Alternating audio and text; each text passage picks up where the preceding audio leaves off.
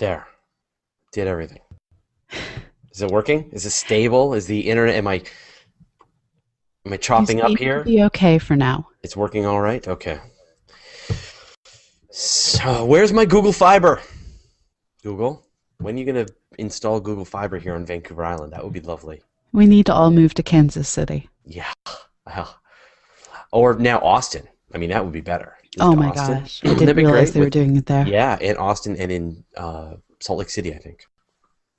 Yeah, I'm not moving to Salt Lake City. No. Austin, I could deal with. Austin, I could do. Yeah, exactly. We're moving to Austin. Bringing the show to Austin. Yeah. Okay. So we're gonna record a live episode of Astronomy Cast, and you're gonna watch, and hopefully the actual episode of Astronomy Cast is going to be more smooth than the preparation for the episode of Astronomy Cast, which has been a bit of a gong show so far. So Blame Canada. It was your Canadian it was internet my that did this. yeah. It's been kind of glitchy, and I think a nice hard reboot on both the cable modem and my router seem to have fixed it. So now I'm getting 50 megs down. So it's good. It's good. Let's hope that going up keeps going up. So for anyone who's watching this and they've never done this before, what we're going to do, we take about half an hour to record the live episode. And in this case, we're doing the Mir space station. When we're done that, we will sort of stick around. We'll sort of save our recording, so don't go anywhere. And then we will stick around and we will answer your questions about space and astronomy for 15 minutes or so, depending on how much time Pamela has, how much time I have. How are you doing with the pollen? I'm Oh, totally stuffed up. my finger is hovering over the mute button so that I can continually sniffle but not sniffle Yeah. into my microphone. There are fields and fields and fields of gorgeous, stunning, sinus clogging, migraine causing pollen Oh, making yeah. flowers. Yeah, it's I have bad. pictures on Google Plus. They're very Yeah, I saw your pictures. They were lovely. Yeah. And did you see the new doodle, the new Google Doodle, the one for Earth Day? No, I hadn't No, not it's yet. really neat. It's got like a day-night scene, and it's got the sun and the moon and prairie dogs and stuff. It's quite cute, but it has a little bit of an astronomical inaccuracy.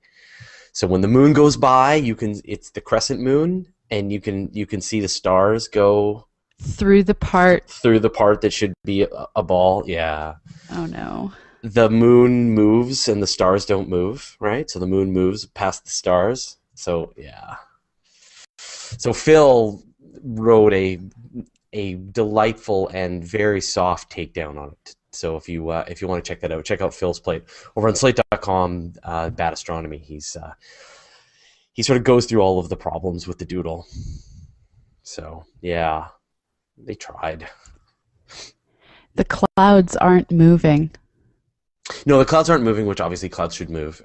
But no, I think The moon is that's so wrong. I know, and the moon's orientation is wrong, and the moon's going in the wrong, and the phase of the moon, it's a It's crescent moon, so backwards. it's backwards. It should follow the sun. If it's a crescent moon, the sun should go down, and then the moon And should it's appear, orbiting like this. Uh, The moon doesn't do. Okay, I sorry. know, but it's We love you, adorable. Google, but Yeah. wow, that's wrong. It's so wrong. Yeah, it's wrong on so many levels. So anyway, if people want to check that out, I'm going to bring up I'm going to bring this up. I don't know if I can. I don't know Here, if- I can bring it up if you can't. Can you? Yeah. And share In it? a second. Yeah, just a second. Okay. Sorry, everybody. So while Pamela's doing that, I will sort of explain how this works. So you can. Oh, there it is. Okay, good. I'll share Here, that. I'll zoom in on it. I will try and Can you zoom in restart on it?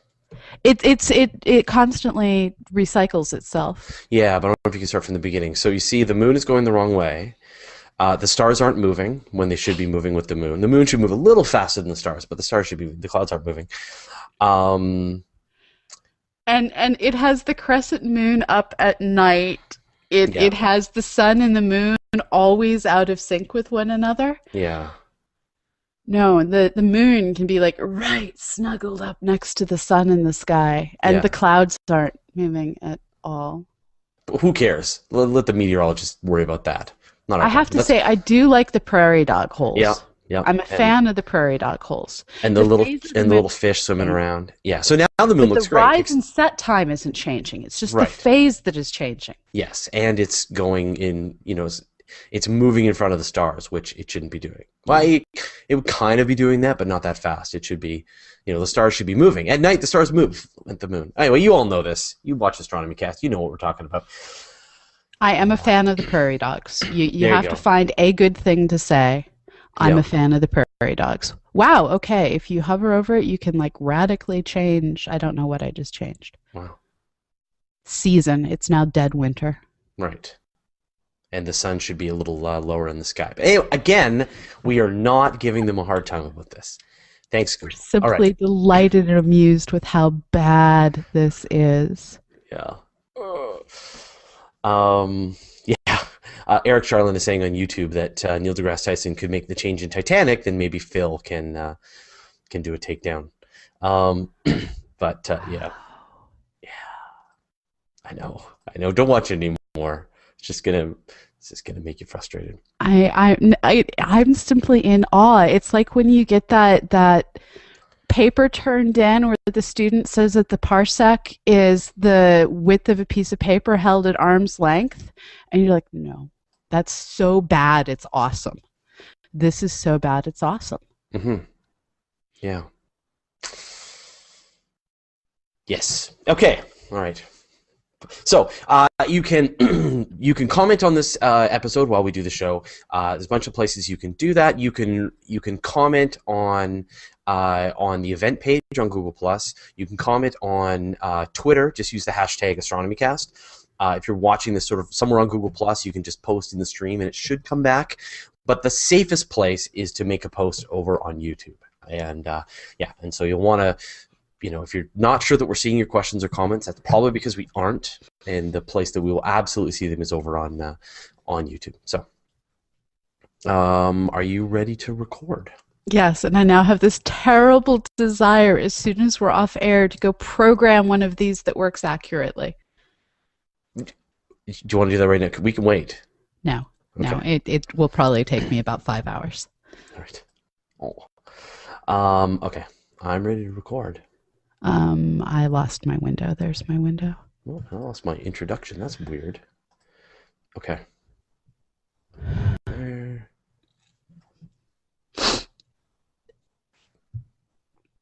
Okay. Say when. I am looking for the record button. I am pressing the record button. Have you not I am discovered where the recording. record button is? Okay. Is it in mono? Yes. All right. I'm also recording. All right, here we go.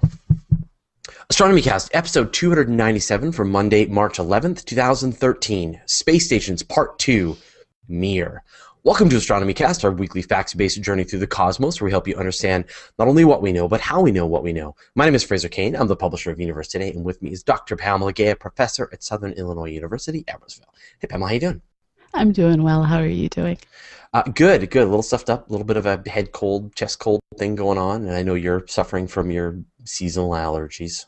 Yeah, and the seasonal allergies like to cause other things to get to grow with the pollen in the sinuses. It's so charming. Yeah, so it's beautiful, but you don't want to go out and No. check it out because it's just going to attack you with its Death. polleny goodness. It's death from the plants instead of death from the skies.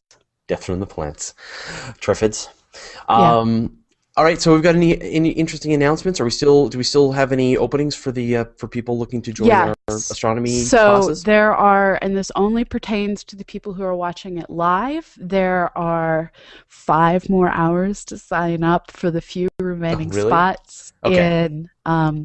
in our cosmology class. So go to cosmoquest.org/classes to learn more, and we will be repeating that later on. So go express your interest in email if you want to sign up for a later date. And Dr. Mr. Francis, he joined us on. I guess he's the bowler hat astronomer. Yes. Yeah, but he joined us on the Weekly Space Hangout on Friday, and sort of got to tackle the big updates to dark matter, the potential discovery of dark matter, and Yes. it's great. He did a great job. So he's definitely got his cosmology chops and particle physics chops. So I think He's writing the book on it. So he wrote the book on it. Okay, great. Well, let's get rolling then.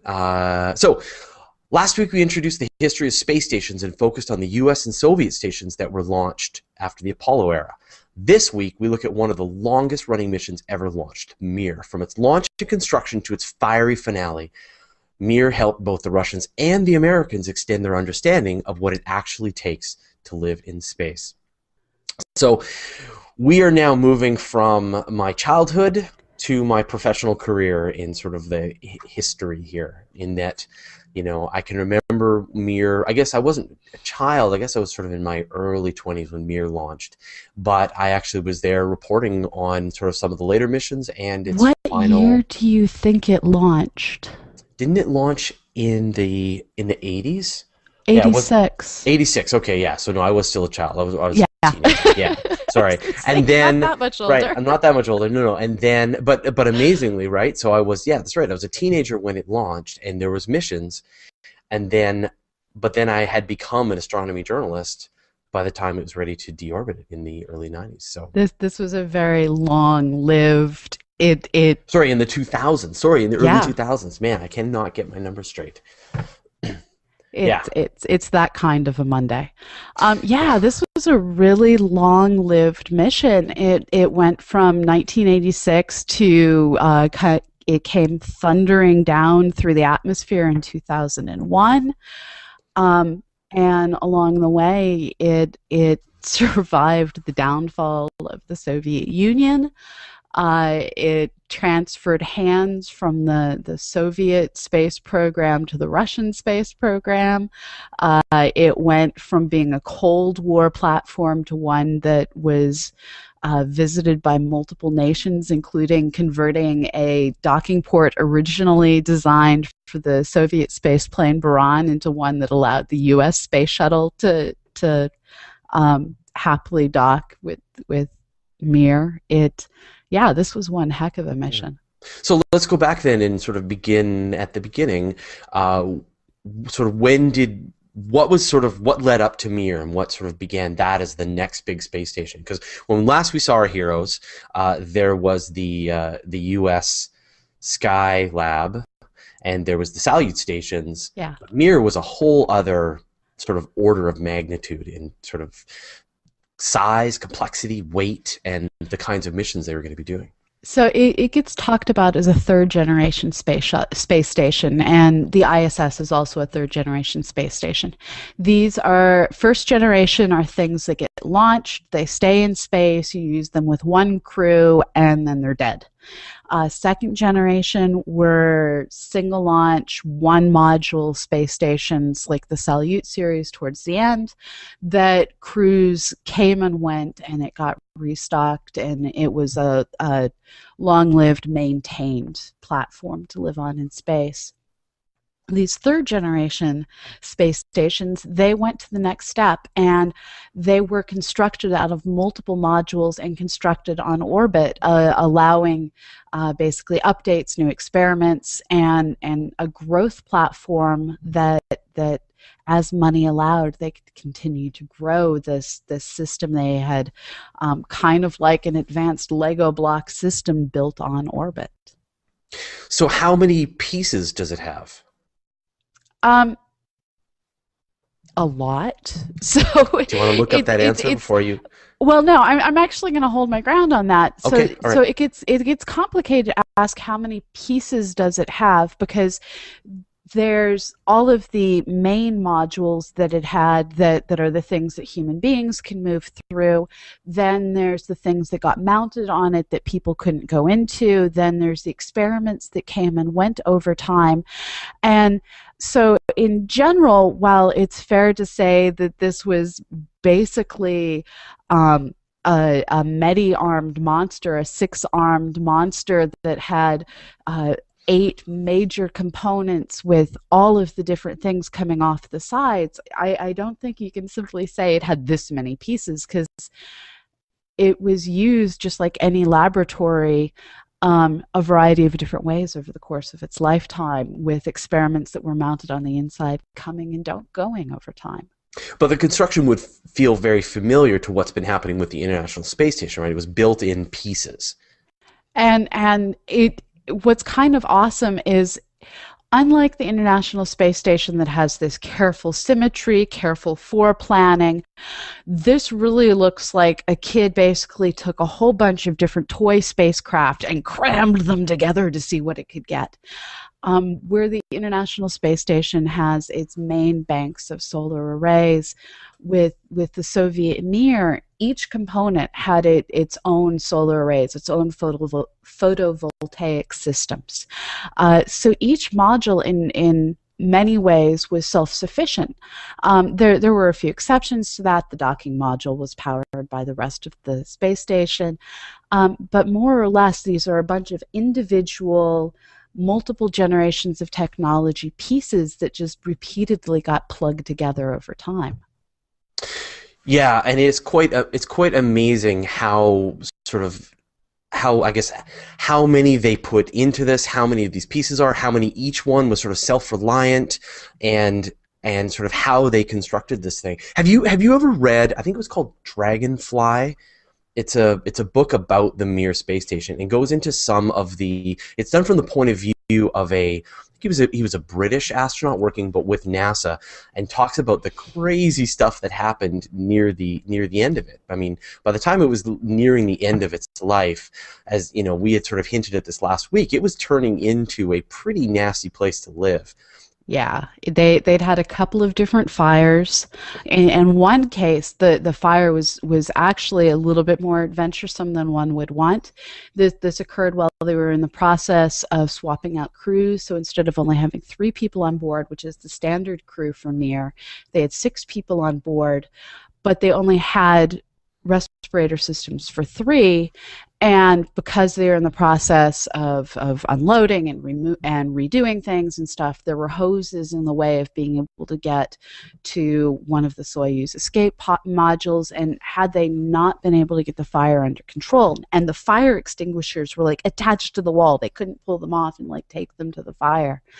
But if they hadn't gotten the fire under control, they would have definitely lost at least 3 people, if not everybody.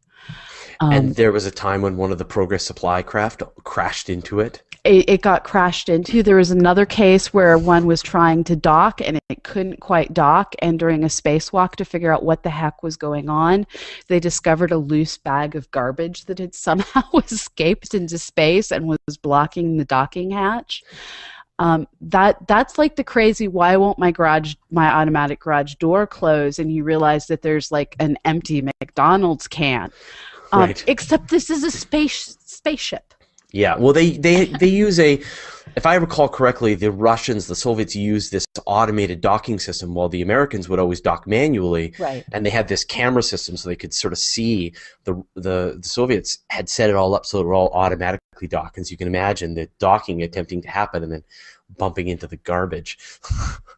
A Roomba gone wrong is all that's coming to my mind. But before we get into the sort of the later stages and the kind of where things started to go a little, it got a little long in the tooth. Awry, a little long in the tooth. But let's talk about some of the records, because this was, I know, before the International Space Station, this was the largest thing that had ever been orbited around the Earth.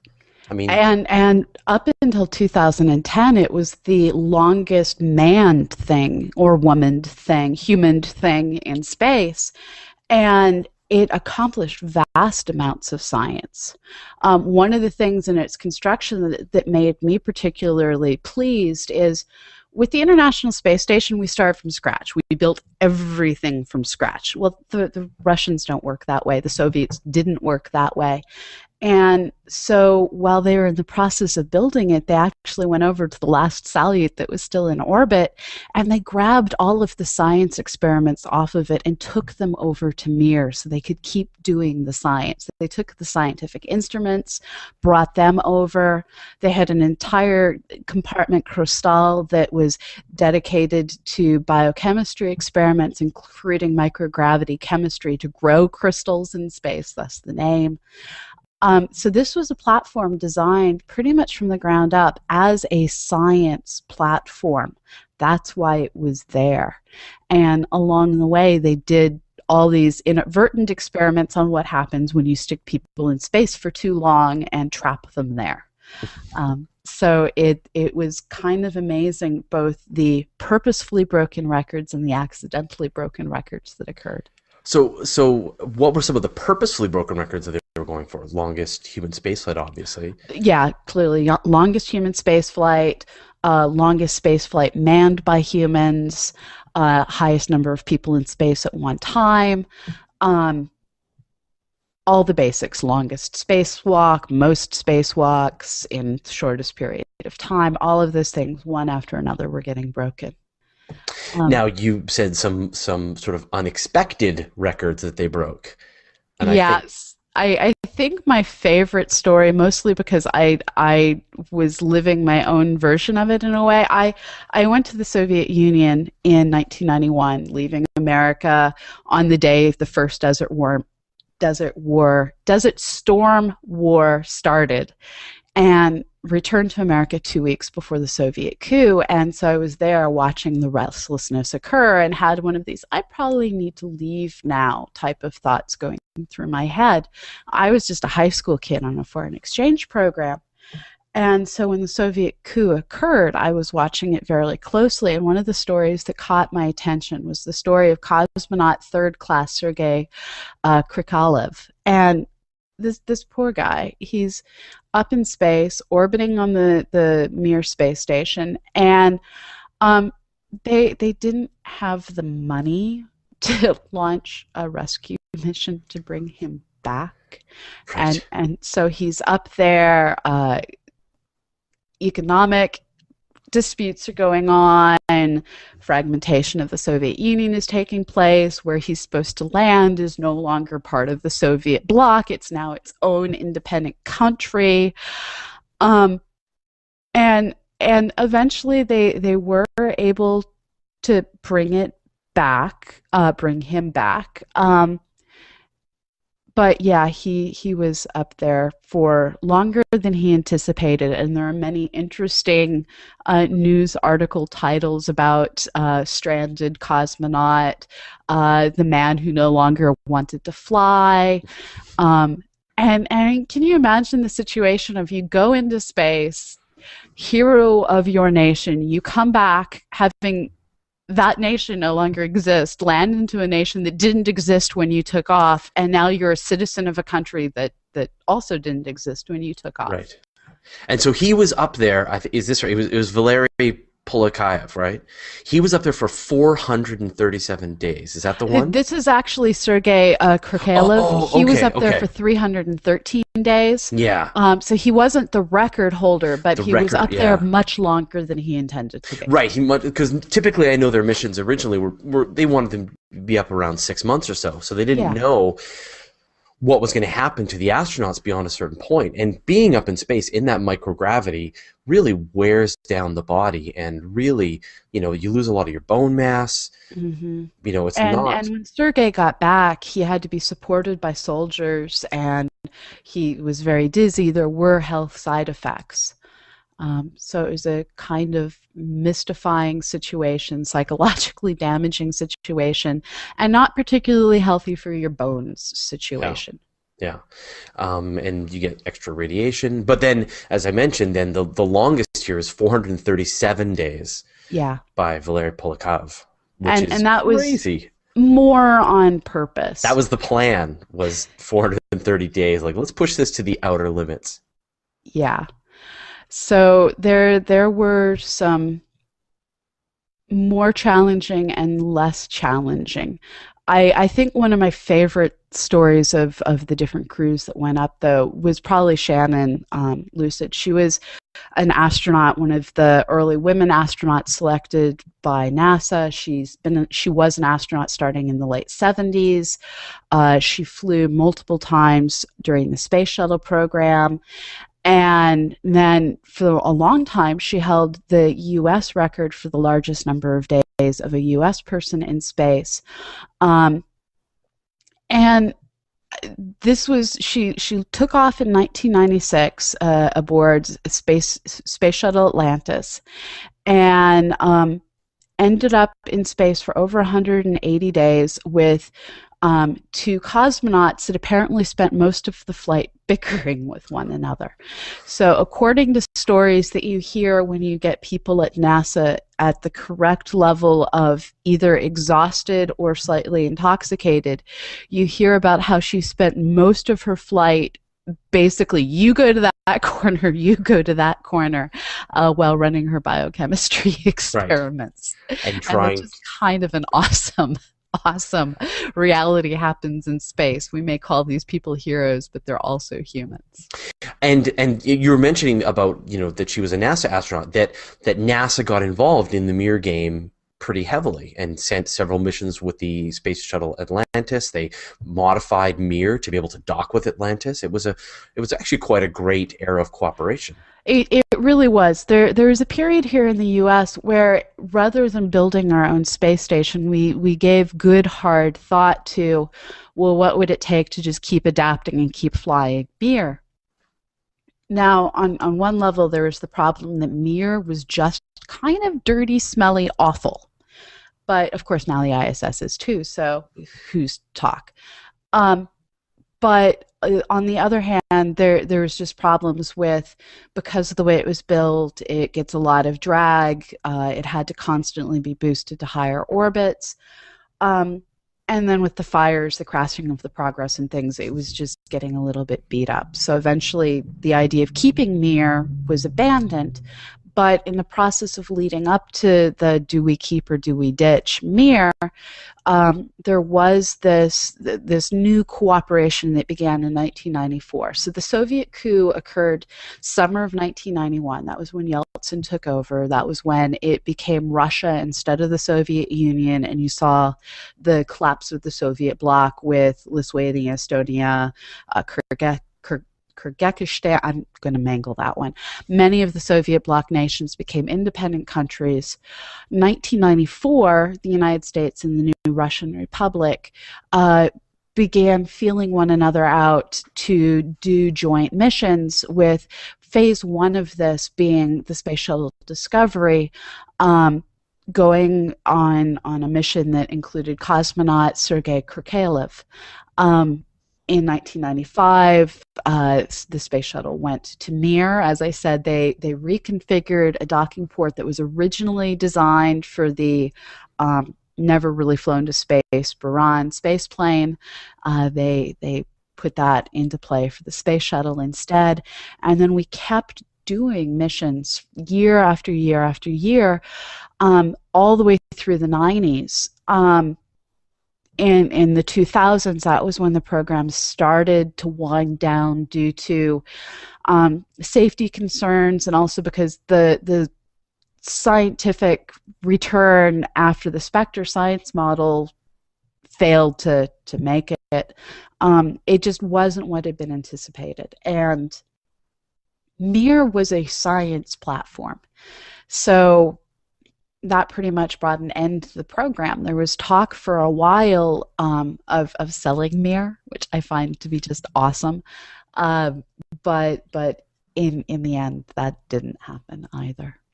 It almost happened, but now, and I think one of the things that really is interesting is how now, when you look at the International Space Station crews, especially right at the beginning, there was like one Russian and two Americans, or one American and two Russians, that there was really this emphasis. And for a big chunk of the 90s, Americans were learning Russian, they were going to Russia, they were training at Star City, that there was this, you did?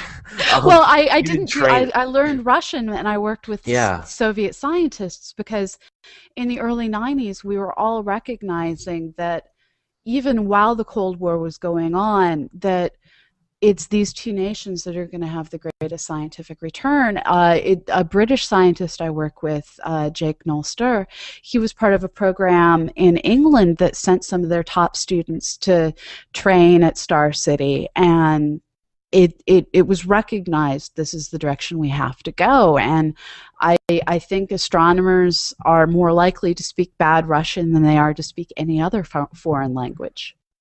Yeah, and again, I think this is in Dragonfly, just talking about this training, because a lot of the times these were your corn-fed American astronauts, right, who have been, haven't learned a lick of Russian, although in many cases they're super geniuses. So they go over there and then they spend this time training and learning the language and going through a battery of medical tests to be able to serve on a Russian space station. I mean, it was when you just think about how the Cold War was like still kind of going on or had just ended, and already these plans of collaboration were in the works. I think it was a pretty interesting thing that happened. And by the late 90s, it was recognized that if you were going to apply for the U.S. astronaut program, you had to be fluent in Russian. And so it was interesting talking with people. We had some at the University of Texas who were applying for the astronaut corps. They spoke fluent Russian. They had their EMT certification. They were pilots. They were scientists. You had to check every box to have a chance of being selected, let alone even just becoming a finalist. You had to have all those boxes checked. Just another way that astronauts are incredible human beings, because oh yeah, sure, I'll learn Russian. If you give me enough time, I'll learn Russian. Yeah. It's easier than learning English, to be honest. Oh, is it? You've gone through it. Okay, so I think I'd like to focus a bit just on some of those disasters, because there were a couple of events that were quite scary that happened with Mir. The one was the fire, and you sort of went into this a bit, but can you kind of give the story of what happened with that fire? Fires happen. I'm not sure what else to say on this one. So they had a malfunction of one of their solid fuel oxygen generators, and oxygen's kind of a little bit flammable. Actually, it's what's required for fire to happen. Yeah. And so this fire burned for, depending on exactly which source you read, anywhere from a couple of minutes to almost 15 minutes. And the problem with this is you can't open the windows to get fresh air in when you're in a space station. And so they ran into problems with the respirators being broken that they were using to try and be able to survive on board. They thought for a little while, I remember this when I was in college, they thought for a little while they might have to abandon the space station. And so that was a bit of a problem. They were able to pull it out. They were able to survive it, but as I said, there were a number of problems from their escape vessel being blocked to broken respirators, and it was just kind of awful. Right. So I'm just gonna read a little chunk here. So that it was it was the Vika. So on Mir they have this thing called the Electron, which was a oxygen generation system, but it was breaking down all the time, and so they went to they had these sort of these solid pods that they could use that could generate with this Vika system that would generate oxygen for the station, and the thing and so this thing was a little more dangerous because it was pumping out this oxygen, and so the official report was the fire burned for about 90 seconds. But so Jerry Linenger, this is the guy who wrote this book, Dragonfly, he said it went on for about 14 minutes, produced tons of toxic smoke. They couldn't clear. The crew had to put on respirators, but some of the masks were broken, and so they were looking around for respirators that worked. And so it was just, and the fire extinguishers mounted on the walls couldn't be moved. So it was just, fire is the big danger on these space stations. And this fire was triggered by getting hit with Progress. And so when you get hit by another space station and you catch on fire. Yeah. It's a bad day. Yeah. And that's the other part, right? Which is that there was sort of the docking accidents that you mentioned with the Progress and with the with the garbage. Yeah. So, now you mentioned as well that Mir's orbit was degrading. It was having harder and harder times boosting its orbit up. So it was time to, it was getting old and kind of scary the Russian inside. Economy didn't and the Russian economy, wasn't ready to keep it going. So there was there was a plan to maybe buy it out, but there's also a plan to deorbit it. So do you remember anything about that plan to buy it out? So there's a variety of different plans. There was a Japanese television station, there was an American television station, there were actually commercials projected onto the outside of the space station. And all of these different things appeared in different magazines at different points. But at the end of the day, when each of these organizations looked at not only what is the cost of maintaining Mir, which itself wasn't that bad, but then getting people to and from, that was where a lot more of the cost came from. It was unfeasible for everybody. The U.S. doesn't do that sort of. There's no way America is going to fly or was going to fly in the space shuttle Japanese television crews up to the former Russian space station to do reality TV from orbit. The Soviet turned Russian fledgling new baby space agency. How do you trust them to be able to keep going after they've periodically abandoned their own humans in space? So the risk was too high at that point for any commercial agency to take this on basically as an entertainment platform, which was what it was being looked at for. Yeah. And so the problem with the space station, as we mentioned, it was the largest thing that had ever been orbited. We had seen from Skylab that these things could easily survive re-entry, and it was going to crash somewhere. Well, so the difference between this vehicle and Skylab rather, is Skylab was a single module, extremely dense, lots of things capable of surviving re-entry.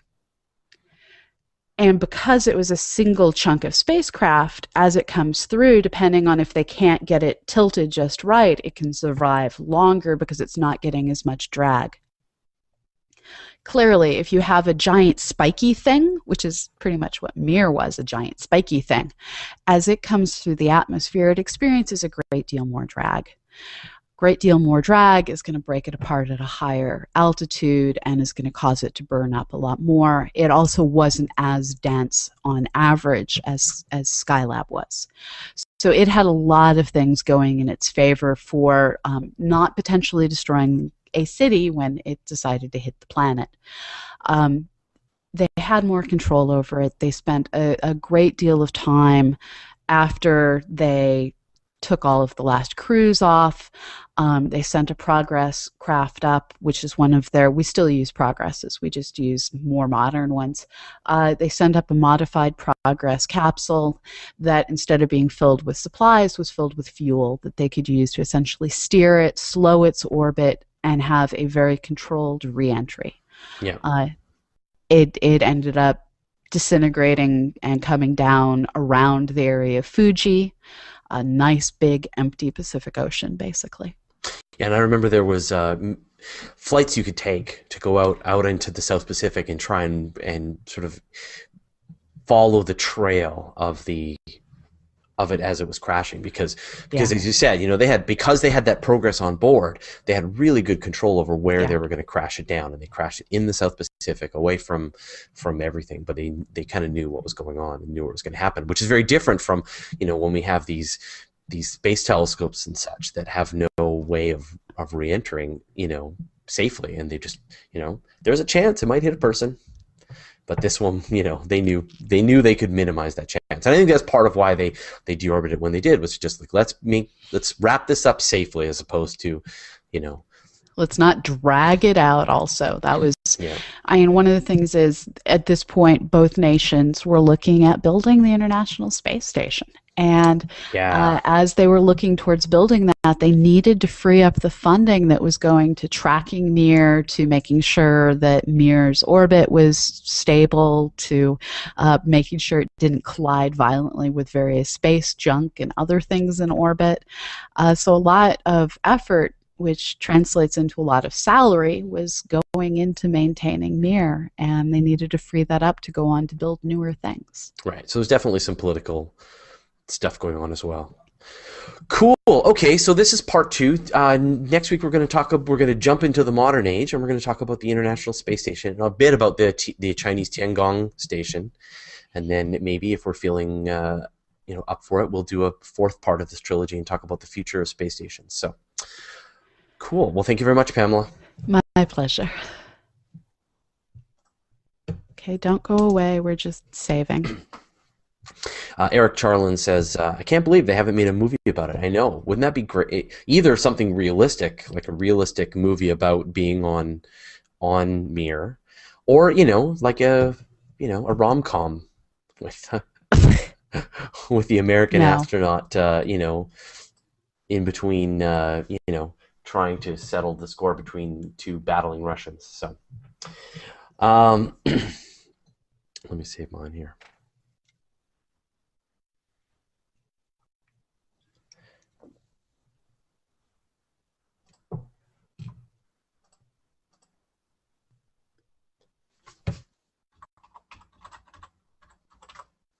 So go ahead and queue up any questions if you have about this or just anything in space and astronomy.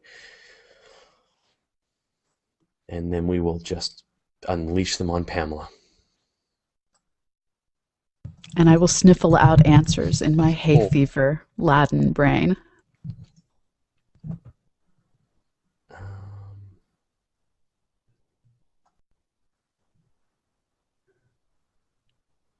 So Michael Yobin asks, I can't find about why, but is there a reason why women were on Mir, but now Russia doesn't, and now Russia on ISS nada? So I guess, are there not female Russian astronauts on the International Space Station? I don't know. I have to admit, I hadn't looked at the nationalities of the genders. Mm-hmm. Let me see what I can find out.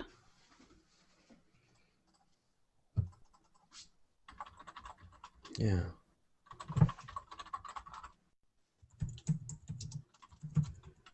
Watch us Google in real time. Dance puppets dance.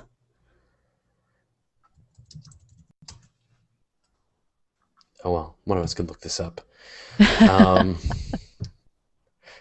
But yeah, I don't know. I mean, the Russians have never been shy about sending women into space. They, but I don't know whether. I mean, are they trying to break records, or do they just, now that it's ISS, I'm not sure. Eric Charlin asks, how many non-Russians stayed on Mir? Oh, a lot. A lot. There was like 32 different nations, I want to say. Or 32 people from other nations? Yeah, I think it was 12 nations, 160 people were on the... Yeah, 112 nations. And I don't know the total number of people. But, like, a lot. Yeah. So let's see, we've got people from... Yeah, so we've got people from Syria, Bulgaria, Afghanistan, France, UK, Austria, Germany, Slovakia. So there was tons of people from tons of countries. Yeah. Yeah. Jobin, Michael Jobin. Okay. All right, now I got it, Jobin. How far, okay, Josh Andrews wants to know, how far outside her own field can Pamela go and still grasp the research literature? Pamela? It depends. I have random pockets of esoteric knowledge outside of astronomy. So for sure, but I mean, in astronomy, I mean, like your what is, like, for people who don't know, what is your exact specialty? If they were to, like variable stars, extragalactic. Yeah, I have to admit, I split my brain in half. All of my research up through my master's thesis was all on variable stars. As part of my master's thesis, I started studying dwarf spheroidal galaxies because of their variable star populations and got into the galaxies. I had it kindly pointed out to me by faculty that there is no future in variable stars if you want funding. So for my PhD, I switched over to galaxy cluster research. And so, research-wise, I'm kind of bimodal, either pulsating variable stars or extragalactic astronomy, observational, looking at galaxies in a variety of different scenarios. I don't do theory well. If you want me to evaluate whether or not someone's observations took into consideration things they need, I'm probably okay. It all depends on what needs to be looked at.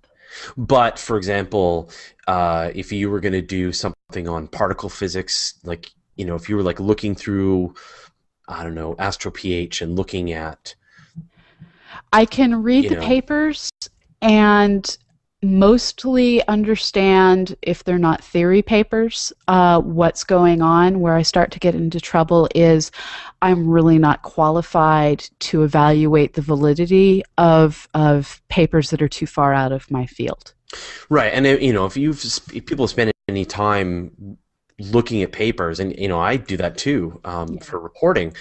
You know, there's paragraphs of words, and then there's a wall of math. And so if if it's your field and you know all the equations and you can follow along, then I think that's what, in many cases, what understanding those papers is really about, is like, are they right or are they wrong? I can get the gist, you can get the gist of it, but are you actually sort of equipped with the mathematical equations to actually follow along? Right? It's not just that. It's so if I'm reading an observational astronomy paper, I can go, did they remember to take into account reddening? Did they remember to take into account this? Did they statistically correct for that? So I know what are the caveats that you have to worry about in observational astronomy, because they're caveats I've had to worry about.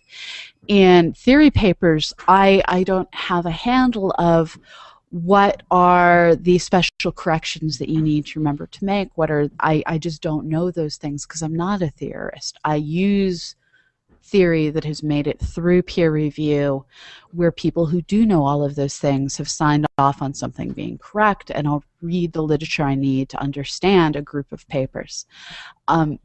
So we all have to trust the peer review system at a certain level to say, these people are experts, they will validate whether this is correct or not. And I think all of us at one point or another have called someone up and said, hey, I'm looking at this paper. It's published in, I don't know, astrophysics. It looks kind of squirrely. Can you give me an evaluation of it? Because things do get published periodically that should not be.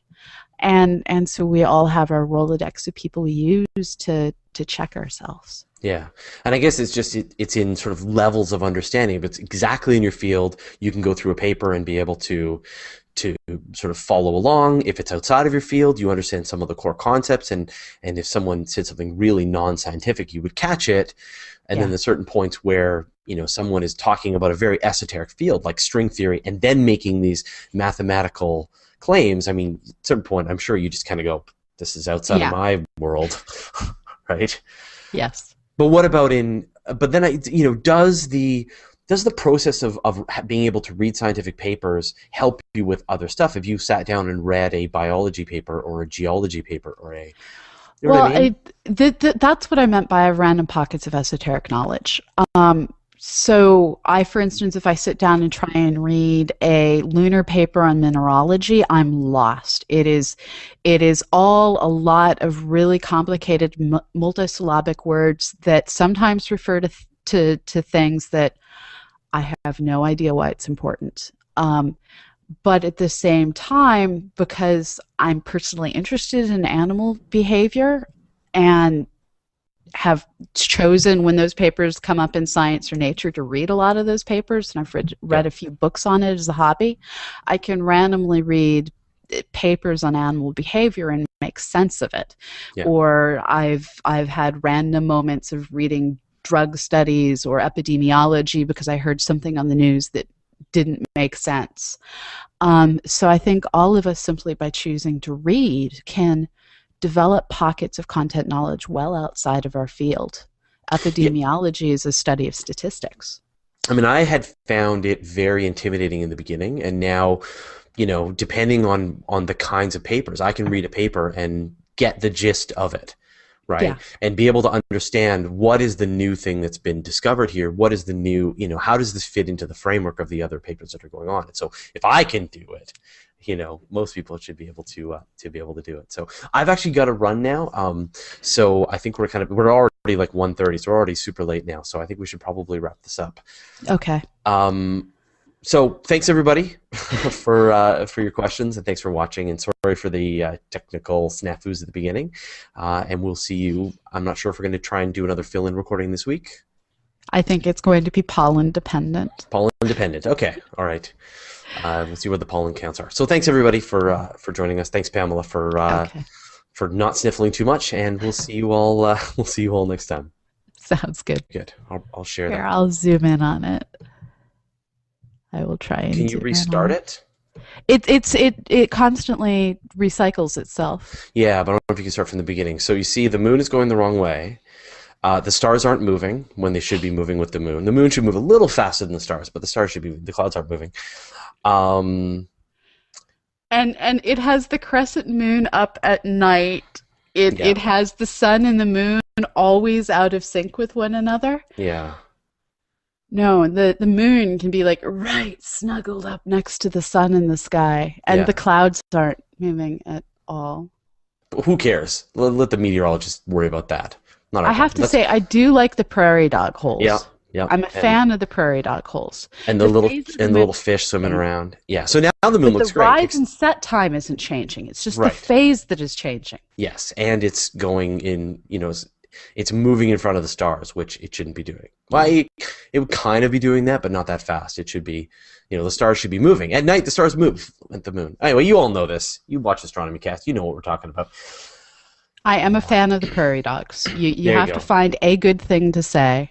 I'm a fan of the prairie dogs. Wow, okay. If you hover over it, you can radically change. I don't know what I just changed. Wow. Season. Move, right? So the moon moves past the stars. So, yeah. So Phil wrote a delightful and very soft takedown on it. So if you want to check that out, check out Phil's plate over on slate.com, Bad Astronomy. He sort of goes through all of the problems with the doodle. So, yeah, they tried. The clouds aren't moving. No, the clouds aren't moving, which obviously clouds should move. But no, I think the moon that's so wrong. I know. And the moon's orientation is wrong, and the moon's going in the wrong, and the phase of the moon, it's a crescent moon, backwards. So it's backwards. It should follow the sun. If it's a crescent moon, the sun should go down, and then the moon should appear, and it orbiting like this. The moon doesn't do it. Okay, sorry. I know. But it's we love you, Google, but wow, that's wrong. It's so wrong. Yeah, it's wrong on so many levels. So anyway, if people want to check that out, I'm going to bring up the. I'm going to bring this up. I don't know if I can. I can bring it up if you can't. Can you? Yeah. And share it? Just a second. Yeah, just a second. Okay. Sorry, everybody. So while Pamela's doing that, I will sort of explain how this works.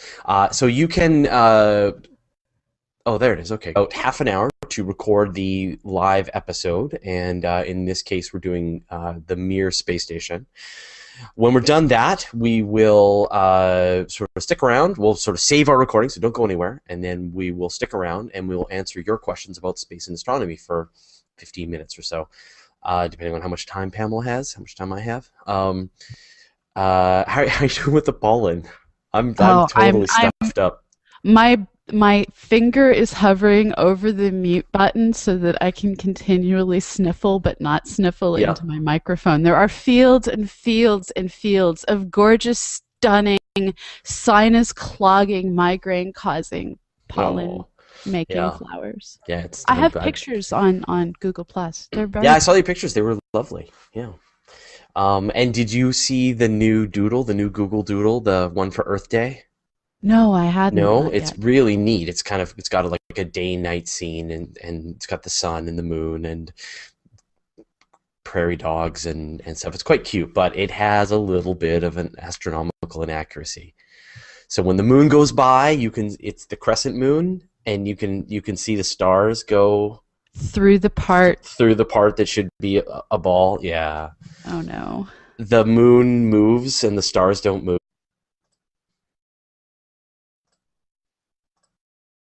There. Did everything. Is it working? Is it stable? Is the internet? Am I You chopping up seem to here? be okay for now. It's working all right? Okay. So, where's my Google Fiber? Google, when are you going to install Google Fiber here on Vancouver Island? That would be lovely. We need to all move to Kansas City. Yeah. Or now Austin. I mean, that would be better. Move Oh to my Austin. gosh. I didn't realize they were doing it there. Yeah, in Austin and in Salt Lake City, I think. Yeah, I'm not moving to Salt Lake City. No. Austin I could deal with. Austin I could do. Yeah, exactly. We're moving to Austin. Bringing the show to Austin. Yeah, okay. So we're going to record a live episode of Astronomy Cast, and you're going to watch. And hopefully the actual episode of Astronomy Cast is going to be more smooth than the preparation for the episode of Astronomy Cast, which has been a bit of a gong show so far. So Blame Canada. It was your Canadian internet that did this. Yeah, it's been kind of glitchy, and I think a nice hard reboot on both the cable modem and my router seemed to have fixed it. So now I'm getting 50 megs down. So it's good. It's good. Let's hope that going up keeps going up. So for anyone who's watching this and they've never done this before, what we're going to do, we take about... Then it's now dead winter. Right. And the sun should be a little lower in the sky. But anyway, again, we are not giving them a hard time about this. Thanks, Google. Simply delighted and amused with how bad this is. Yeah. Yeah.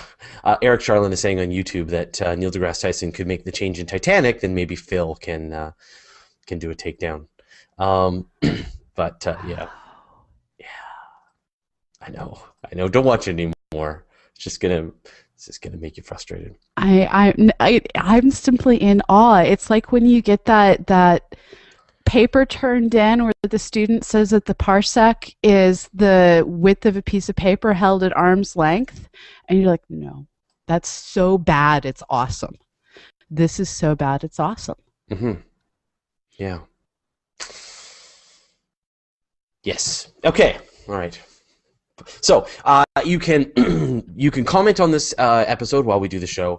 There's a bunch of places you can do that. You can comment on the event page on Google+. You can comment on Twitter. Just use the hashtag AstronomyCast. If you're watching this sort of somewhere on Google+, you can just post in the stream and it should come back. But the safest place is to make